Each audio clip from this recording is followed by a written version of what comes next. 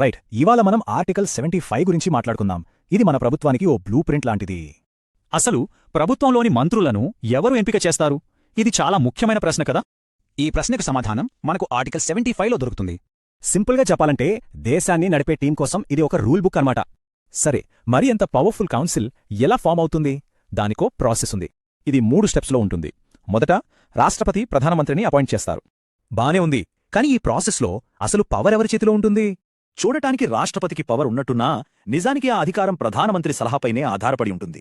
దీనివల్లే ఒక చాలా ఇంపార్టెంట్ ప్రిన్సిపల్ ముందుకొస్తుంది.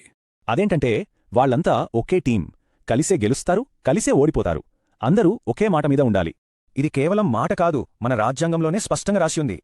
ఒకవేళ లోక్సభలో అవిశ్వాసం నెగ్గితే ప్రభుత్వం మొత్తం రాజీనామా చేయాల్సిందే. ఇదే అతిపెద్ద చెక్. ఓకే, ఇప్పుడు క్యాబినెట్కి సంబంధించిన మరికొన్ని ముఖ్యమైన రూల్స్ చూద్దాం. 15%. ఈ నెంబర్ చాలా ముఖ్యం. ఎందుకో చూద్దాం. మంత్రుల సంఖ్య లోక్సభలో మొత్తం సభ్యుల్లో 15% కన్నా ఎక్కువ ఉండకూడదు. ఇది 91వ సవరణ. మరొక మంత్రి ఎంపీ కాకపోతే పరిస్థితేంటి? దీనికి రాజ్యాంగంలో ఒక రూలుంది. అలాంటి వాళ్లు 6 నెలల్లోగా ఎంపీగా ఎన్నికవ్వాలి, లేదంటే పదవి పోతుంది. ఇవన్నీ పక్కన పెడితే ప్రతి మంత్రి బాధ్యతలు చేపట్టే ముందు ఒక ప్రమాణం చెయ్యాలి. అవి 2 ప్రమాణాలు. ఒకటి పదవికి, మరొకటి గోప్యతకు. రాష్ట్రపతి వీటిని చేయిస్తారు. సరే, ఇంతకీ ఈ ఒక్క ఆర్టికల్ ఎందుకు ఇంత ఇంపార్టెంట్? ఎందుకంటే ఇదే మన క్యాబినెట్ సిస్టమ్కి ఆధారం, జవాబుదారీతనాన్ని నిర్ధారిస్తోంది. సుప్రీంకోర్టు కూడా షంషేర్ సింగ్ కేసులో ఇదే చెప్పింది. నిజమైన పవర్ మంత్రిమండలిదే అని.